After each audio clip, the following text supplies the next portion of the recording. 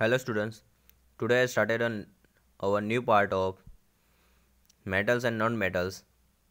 Now in the previous videos to learn about the how do metals and non-metals react, यानी कि metals और non-metals एक दूसरे के साथ किस तरह से रिएक्ट करते हैं। तो metals और non-metals में रिएक्ट एक दूसरे के साथ आयन के इलेक्ट्रॉन ट्रांसफ़र के साथ रिएक्शन करते हैं।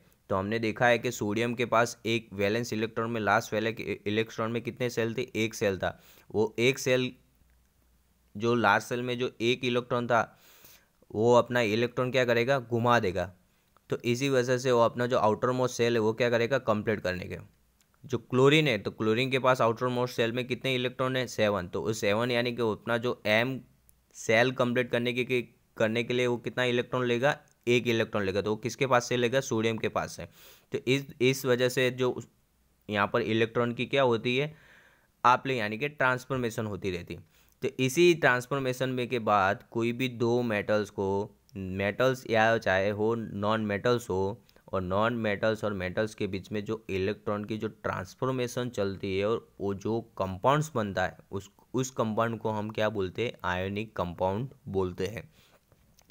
अभी जो इलेक्ट्रॉन घुमा रहा है, जो इलेक्ट्रॉन घुमाने के ऊपर उसके ऊपर कौन सा चार्ज लगेगा, पॉजिटिव चार्ज लगेगा। और जो इलेक्ट्रॉन ले रहा है उसके ऊपर कौन सा चार्ज लगेगा, नेगेटिव। और जो पॉजिटिव चार्ज वाले को हम क्या, कौन सा आयन बोलते हैं, कैटायन बोलते हैं। और नेगेटिव चार्ज वाले को हम क्या बोलते हैं, एनायन बोलते हैं। जैसे कि यहाँ पर सोडियम में जो अपना इलेक्ट्रॉन घुमा रहा है इसलिए ऊपर उसका पॉजिटिव, इसलिए उसको हम सोडियम को एनायन कैटायन बोलते हैं।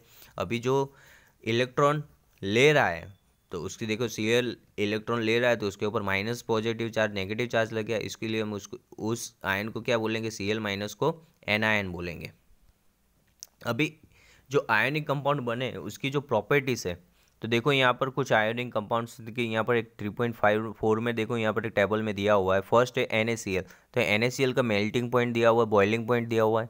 फिर LiCl यानी कि लिथियम क्लोराइड, उसके बाद कैल्शियम क्लोराइड, उसके बाद कैल्शियम ऑक्साइड, उसके बाद मैग्नीशियम क्लोराइड। तो ये जो आयोनिक कंपाउंड है, दो अपने इलेक्ट्रॉन को ट्रांसफर करने के बाद जो कंपाउंड बनता है उसको हम क्या बोलते हैं, आयोनिक कंपाउंड बोलते हैं। तो आयोनिक कंपाउंड की डेफिनेशन क्या, the compounds from in this manner by the transfer of electrons from a metal to a non metal are known as the ionic compounds. यानी कि जो मेटल्स को नॉन मेटल्स के बीच में इलेक्ट्रॉन की transformation होती रहती है और उसके बाद जो कंपाउंड बनता है उसको हम क्या बोलते हैं, आयोनिक कंपाउंड बोलते हैं। तो फिजिकल प्रॉपर्टीज यहाँ पर 1, you may observe the following general properties for ionic compounds. The first is the physical nature.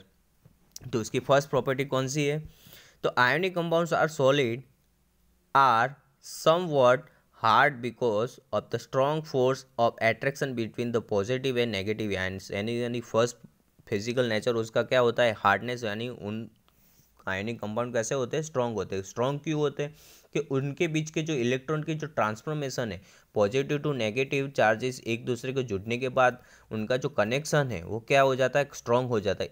इसी वजह से वो क्या होते हैं, नेचर में थोड़े बहुत हार्ड होते हैं। These compounds are generally brittle and break into the piece when pressure is applied। यानी कि इसी वजह से, हार्डनेस की वजह से, इसी कंपाउंड पर आप बहुत ज़्यादा प्रेशर या हैमर की वजह से आप थोड़ा बहुत टिपोगे, कूटोगे तो वो क्या हो जाएंगे, टुकड़े टुकड़े हो जाएंगे। क्यों हो जाते हैं, क्योंकि उसके अंदर जो फिजिकल मैनर है वो कौन सी है, हार्डनेस। हार्डनेस की वजह से आप ज़्यादा भी थोड़ा बहुत भी आप प्रेशर दोगे तो वो क्या हो जाएंगे, टूट जाएंगे। इसलिए वो क्या होते हैं, ब्रिटलनेस। सेकंड है melting and boiling points. The ionic compounds have high melting and high boiling points, see table number 3.4। यानी कि हमने एक टेबल में देखा है कि जो आयनिक कंपाउंड्स के बाद मेल्टिंग और बॉइलिंग पॉइंट कैसे होते हैं, बहुत हाई होते हैं।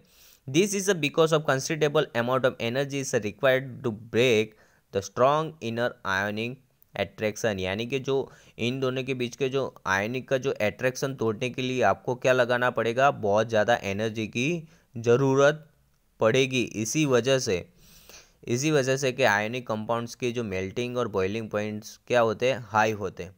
सॉल्युबिलिटी, तो electrovalent compounds are generally soluble in water, insoluble in solvents such as kerosene. यानी कि जो सॉल्युबिलिटी है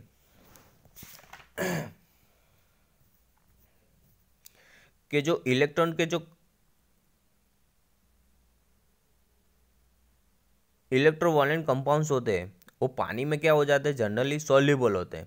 but insoluble solvents such as kerosene, पर कैरोसिन और पेट्रोल में वो सॉल्युबल होते नहीं है। यानी कि आप ये जो आयनिक कंपाउंड्स है कैरोसिन और पेट्रोल में डालने के बाद उसके अंदर से पानी उसके अंदर सॉल्युबल होते नहीं है, बट किसके अंदर सॉल्युबल होंगे, इलेक्ट्रॉन कंपाउंड्स। तो इलेक्ट्रॉन कंपाउंड्स किसके अंदर, पानी के अंदर सॉल्यूशन सॉल्युबल हो गए। लास्ट है conduction of electricity. The conduction of electricity through a solution involves in a water contains ion, क्योंकि आयन के बीच के उनके जो इलेक्ट्रॉन की ट्रांसफॉर्मेशन है वो वाटर में क्या होती है, देखने को मिलती है। इसी वजह से वाटर में क्या होते हैं, सॉल्युबल होते हैं। A solution of an ionic compound in water contains ions which move to the opposite electrons which electricity pass through the soluble.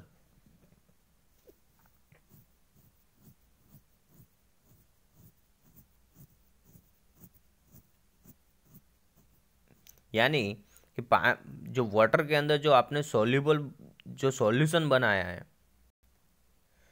उनके अंदर जो आयन होते हैं वो आयन के अंदर आप इलेक्ट्रॉन करंट पसार करोगे, जो आयंस होते हैं वो एक दूसरे के तरफ ऑपोजिट तरफ क्या करेंगे, मूव करेंगे। Ionic compounds in the solid state do not conduct electricity because movement of ion in the solid is not possible due to their rigid structure।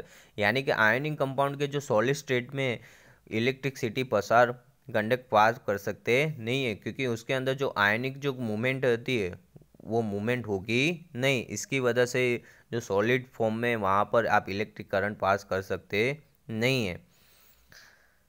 But ionic compounds conduct electricity in a molten state. This is possible in a molten state since the electrostatic forces of attraction between the opposite stars ion overcome due to the heat। यानी कि आप solid state में से आप थोड़ा बहुत heat करने के बाद उसका जो मोल्टेन स्टेट में आ जाता है जो आयनिक कंपाउंड, फिर आप उसके अंदर जो आप इलेक्ट्रिक करंट पास करोगे तो वो इलेक्ट्रिक करंट ईजी से पास हो जाएगा, क्योंकि उसके अंदर जो मूवमेंट होती है अब आयोनिक वो आयंस की मूवमेंट क्या हो जाएगी, बहुत ज़्यादा तेज़ी से बढ़ने लग जाएगी। बट सॉलिड स्टेट में आप इलेक्ट्रिक करंट पास कर सकते नहीं है। किस फॉर्म में पास करते हैं, मोल्टेन स्टेट में। यानी कि उसको हीट करने के बाद आप पिघलने की शुरुआत होगा, जब सॉलिड में से मोल्टेन स्टेट में आ जाएगा तब आप इलेक्ट्रिक करंट पास कर सकते हैं।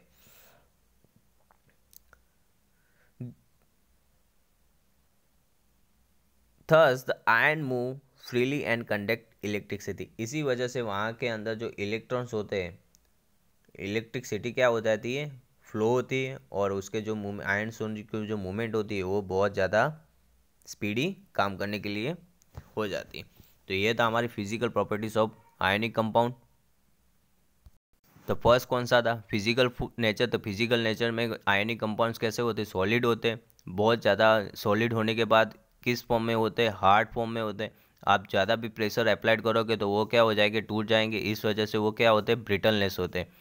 फिर उसका जो मेल्टिंग एंड बॉइलिंग पॉइंट्स क्या होता है, मेल्टिंग और बॉइलिंग पॉइंट हाई होता है, क्योंकि उन दोनों के बीच का जो आयनिक एट्रैक्शन है, इलेक्ट्रॉन का translation positive to negative, negative to positive, जो इसी एट्रैक्शन के बीच के उनके बीच में जो एट्रैक्शन होता है बहुत स्ट्रांग होता है, और उसी स्ट्रांग एट्रैक्शन को तोड़ने के लिए आपको बहुत ज़्यादा एनर्जी की ज़रूरत होती है। इसी वजह से उसका जो बॉइलिंग और मेल्टिंग पॉइंट क्या होता है, हाई होता है।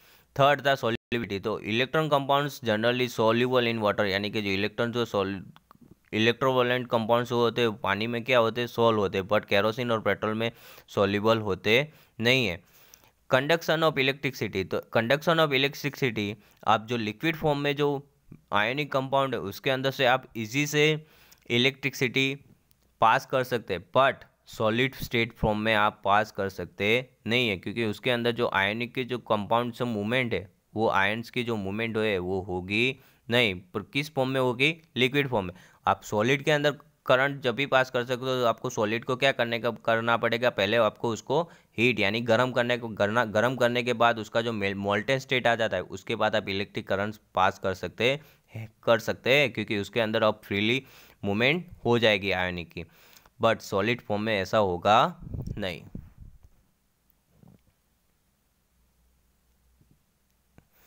तो ये 4 आयनिक कंपाउंड्स के फिजिकल प्रॉपर्टीज थी। मोस्ट टाइम पे 3 मार्क्स में भी कई बार एग्जाम में आ चुके हैं कि physical properties of ionic compounds. तो उसके जो 4 प्रॉपर्टीज है, फर्स्ट है आपकी फिजिकल नेचर, सेकंड है melting and boiling point, third है आपका सॉल्युबिलिटी और फोर्थ है कंडक्शन ऑफ इलेक्ट्रिसिटी। तो ये जो 4 पॉइंट है आपको एग्जाम में लिखने आयनिक कंपाउंड्स के जो physical properties is very most time भी।